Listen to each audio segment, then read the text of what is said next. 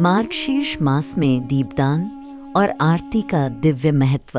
आप सभी का स्वागत है हमारे आज के दिव्य वीडियो में। मार्गशीर्ष मास चल रहा है और यह महीना भगवान श्री कृष्ण का अत्यंत प्रिय मास कहा गया है। इस महीने में कुछ छोटे छोटे आध्यात्मिक कार्य ऐसे हैं जिन्हें करने से हमारा जीवन पवित्र हो जाता है और हम अनंत पुण्य के अधिकारी बन जाते हैं। आज हम बात करेंगे मार्गशीर्ष मास में दीपदान और आरती के अद्भुत महात्म्य की। बहुत से भक्त पूछते हैं कि हमने तो कार्तिक मास में दीपदान किया था, क्या मार्गशीर्ष में भी दीपदान करना चाहिए? तो आइए सुनते हैं भगवान श्री कृष्ण स्वयं क्या कहते हैं। अतः परम प्रवक्ष्यामि दीप महात्म्यमुत्तमम् यस्मिन् कृत नरो याति वैकुंठं नात्र संशया। अर्थात मैं तुम्हें दीपदान का सर्वोत्तम महात्म्य बताता हूँ। जो व्यक्ति दीपदान करता है वह निश्चित रूप से वैकुंठ धाम को प्राप्त करता है। जो भी व्यक्ति मार्गशीर्ष मास में घी या तिल के तेल का दीपक जलाकर भगवान की आरती करता है वह अनगिनत कल्पों तक स्वर्ग में निवास करने का अधिकारी बन जाता है और केवल आरती का दर्शन करने मात्र से ही 7 जन्मों तक ब्राह्मण कुल में जन्म मिलता है और अंततः मोक्ष अर्थात परम पद की प्राप्ति होती है। तो जब भी मंदिर में या घर में आरती हो अपने परिवार सहित उसका दर्शन अवश्य करें। यह केवल दर्शन ही नहीं, यह आत्मा के उद्धार का माध्यम है। भगवान आगे कहते हैं कर्पूरेण तुह्या कुर्यात् भक्त्या चैव ममाग्रतः। जो भक्त कपूर से आरती करता है वह मेरे अनंत स्वरूप में प्रवेश करता है अर्थात मुक्ति को प्राप्त करता है। जैसे मीराबाई प्रभु में विलीन हो गई, वैसे ही जो मार्गशीर्ष मास में कपूर से भक्ति भाव पूर्वक आरती करता है वह भी भगवान में विलीन हो जाता है। भगवान एक और अद्भुत बात बताते हैं मंत्रहीन क्रियाहीन यत्कृतं पूजनम मया सर्वम संपूर्णतामेति कृते निराजने सती।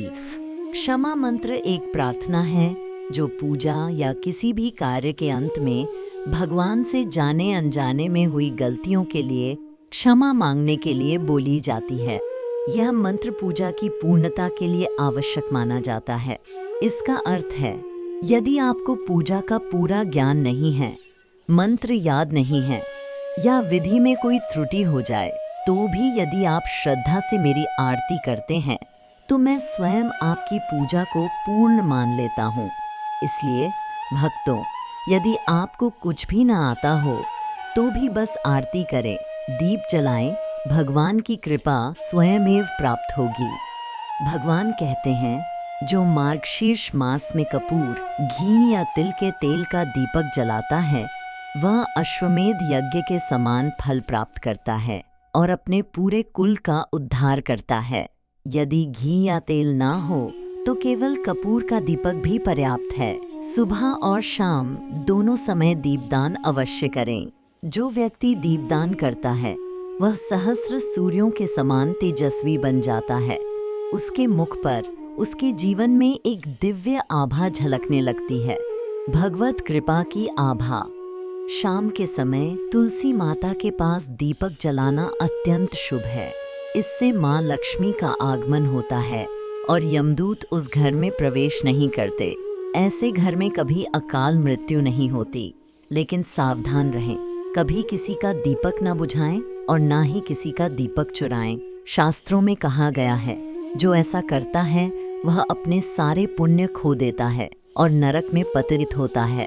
तो आइए सार में जानें क्या करें। मार्गशीर्ष मास में रोज दीपदान करें। अपूर घी या तिल के तेल से दीपक जलाएं। भगवान और तुलसी माता के समक्ष आरती करें।